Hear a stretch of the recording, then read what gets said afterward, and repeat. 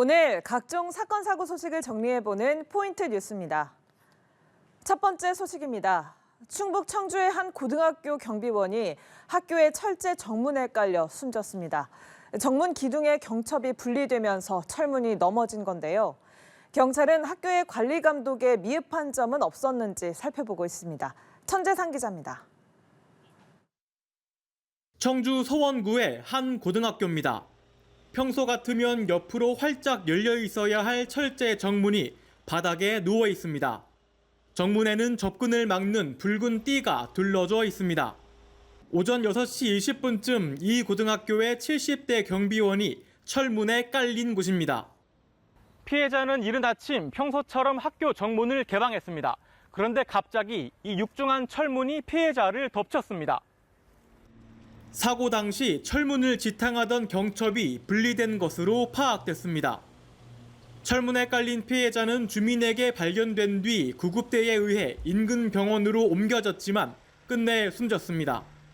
경찰은 CCTV 등을 통해 학교 측이 철문 관리에 소홀하지 않았는지 조사하고 있습니다.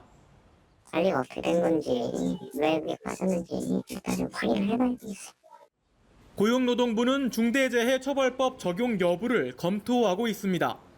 근로자가 5인 이상인 학교가 용역회사에서 위탁받아 피해자를 고용했기 때문에 중처법 적용 대상입니다. 어쨌든 사망사고이기 때문에 중대재해로 보고 있어서 고용노동부에서 이제 나와서 조사를 하는 건데 그거에 따라서 저희도 움직일 수 있을 것 같아요.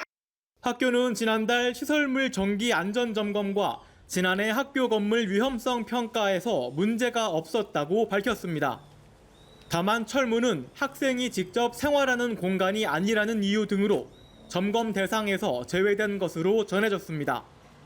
충북도 교육청은 일선 학교에 공문을 보내 철제 출입문에 대해 안전점검을 실시하라고 지시했습니다. 연합뉴스TV 천재상입니다. 두 번째 소식입니다. 태국 파타야에서 한국인들에게 납치돼 목숨을 잃은 34살 노모 씨의 생전 마지막 모습이 공개됐습니다.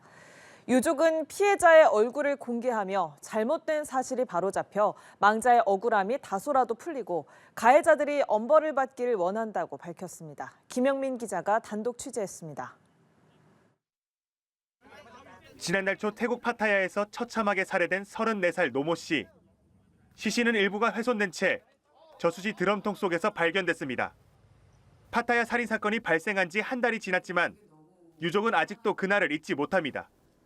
제일 좀 가슴 아팠던 게 눈을 못 감았어요. 그 모습이 너무 처참하다는 말로는 표현이 안 되죠. 어떻게 사람을 이렇게까지 할 수가 있지? 유족은 피해자의 사진을 공개하는 이유로 잘못된 부분을 바로잡고 싶다는 점을 들었습니다. 사건 쪽이 피해자가 마약 운반책으로 잘못 알려졌던 사실을 이제라도 바로잡겠다는 겁니다.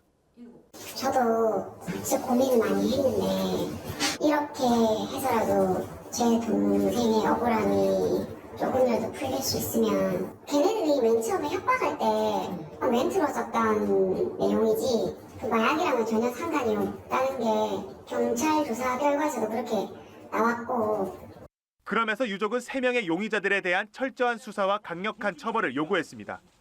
모든 걸 다 알고 있는 상황이라서 이렇게 이야기를 하는 것도 좀 두려운 부분도 있긴 한데 근데 저렇게 빠져나가려고 하는 모습이 너무 화가 나고 가는 부분들이 있어서 좀 정말 강력하게 처벌을 해주셨으면 좋겠다.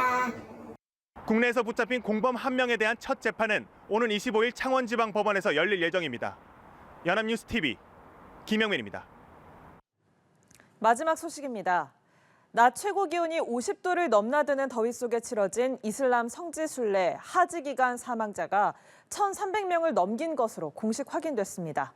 사망자 대부분은 가난한 나라에서 공식 허가를 받지 못하고 온 고령의 순례객들이었습니다. 한미희 기자입니다. 사우디아라비아는 올해 하지 순례 기간 온열 질환으로 숨진 사람이 1,301명이라고 밝혔습니다.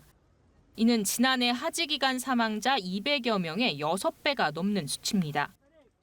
بينما بلغ عدد الوفيات 1,301 وفية رحمهم الله جميعا وغفر لهم 83% منهم كانوا من الغير مصرح لهم.